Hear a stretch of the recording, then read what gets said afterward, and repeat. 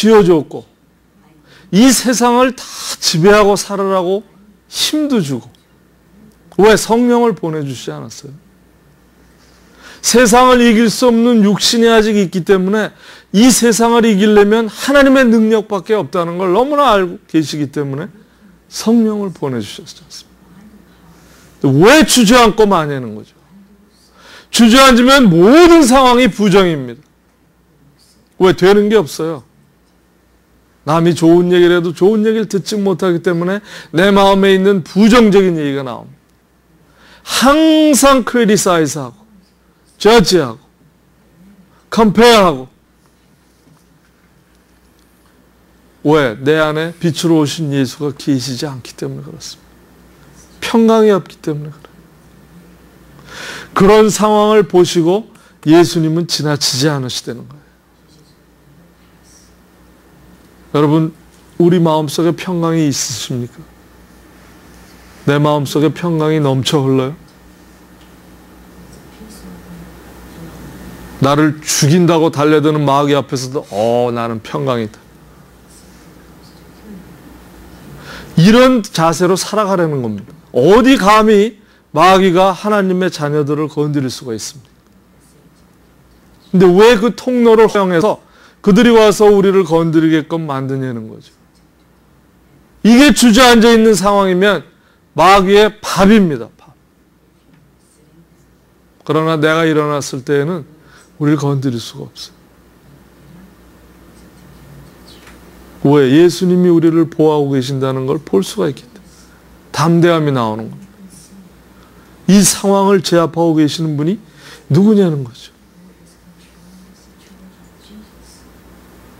여러분, 예수님과 이 여인의 대화는 없지만 예수님과의 우리의 관계를 얼마나 잘 나타내고 계십니까? 내가 어렵다고 생각할 때 여러분 야고보서로 가보세요. 제임스. 히브리서 뒤에 있습니다. 야고보서 5장 몇 절입니까? 13절.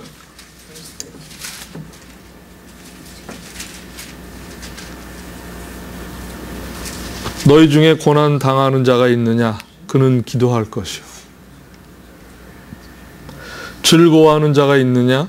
그는 찬송할지니라. 너희 중에 병든 자가 있느냐? 그는 교회의 장로들을 청할 것이요. 그들은 주의 이름으로 기름을 바르며 그를 위하여 기도할지니라.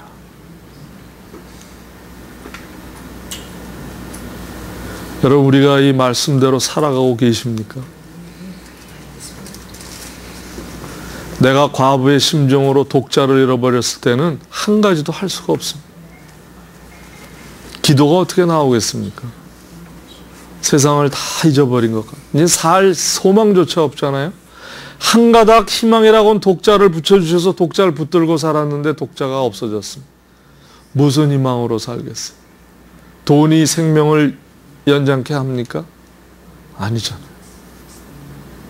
어느 누가 와서 나를 위로한다고 내 위로가 되겠습니까?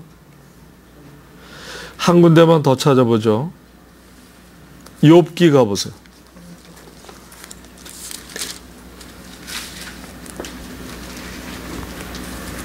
욥기 2장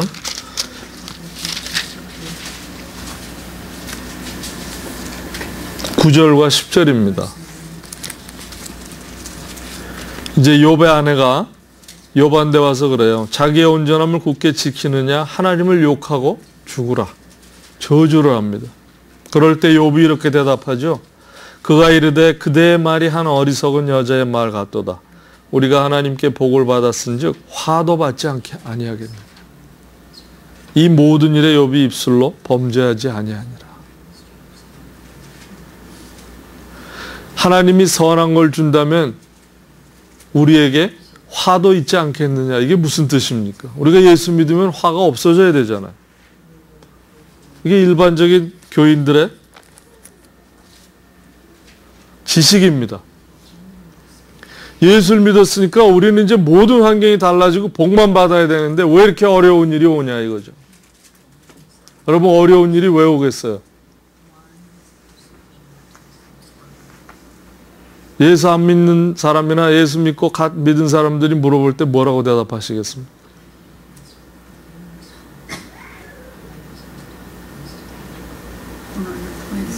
네?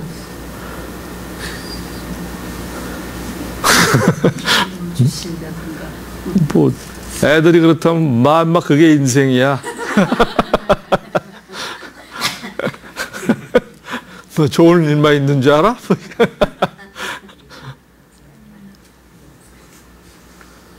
그게 히브리서 12장 말씀 아닙니까? 사랑하는 자에게 징계하시느니라. 우리의 죄성이 아직도 있기 때문에 이것을 벗어버리지 않는 한은 우리가 아직 천국을 입성한 사람들이 아닙니다. 우리의 영만 하나님의 영으로 바뀐 뿐이지 아직도 우리의 몸은 죄성에서 죄를 가지고 살아가고 있어요. 그렇기 때문에 우리의 영이 아무리 하나님을 찾으려고 해도 우리의 육신이 방향을 바꿔주지 않으면 못합니다. 그러나 성경을 자세히 보시면 왜 그 고난을 우리에게 허락하느냐는 말씀은 없지만 사탄도 하나님의 허락을 받고야 우리를 건드릴 수가 있는 존재라는 거죠. 그래서 고난이 올 때마다 우리를 사랑하시기 때문에 나와 하나님의 관계가 반드시 서 있느냐를 알려주시기 위해서 이런 일을 주신다는 겁니다. 왜? 믿었기 때문에. 그것이 증거입니다. 믿지 않은 자들은요, 고난이 오면 그냥 인생이 뭐 이런 거구나. 그냥 이렇게 해서 또 넘어가면 되겠구나. 이거의 차이점입니다. 우리는 어려운 일이 올 때마다 나와 하나님과의 지금 이 튠이 잘 돼 있는가? 여러분 기타에 줄이 안 맞으면 소리가 엉망이잖아요. 듣기도 싫고. 우리의 삶이 그렇게 조율이 돼서 언제나 하나님이 두드리시거나 우리가 기도할 때 아름다운 소리로 교통할 수 있는 이 관계가 정해져 있느냐는 거죠. 그걸 위해서 항상 상황을 주십니다. 상황이 올 때마다 피하는 이런 여인과 같이 되시지 말기 위해서 하나님은 일어나라고 말씀하세요. 믿음은 일어날 때 예수님을 바라볼 수 있고 예수님을 바라볼 때에는 거기에는 소망이 있습니다.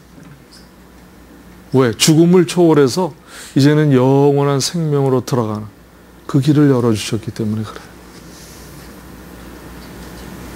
여러분 지금 어느 상황 가운데 내가 처해 있든 내 상황을 주관하시는 예수님을 바라보시기 바랍니다. 그리고 항상 일어나세요.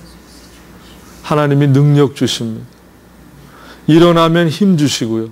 힘이 있으면 움직여 나갈 수 있습니다. 그러나 주저앉아 있으면 힘도 빠지고 나른해져서 잠만 자려고 그러고 잠자면 무슨 일이 이루어집니까? 잠만 자면 무슨 일이 이루어질까요? 아무 일도 안 일어나지 않습니까? 자, 하나님은 어느 상황이라도 기쁨과 슬픔이 병행인데 이게 솔로몬이 고백한 얘기죠.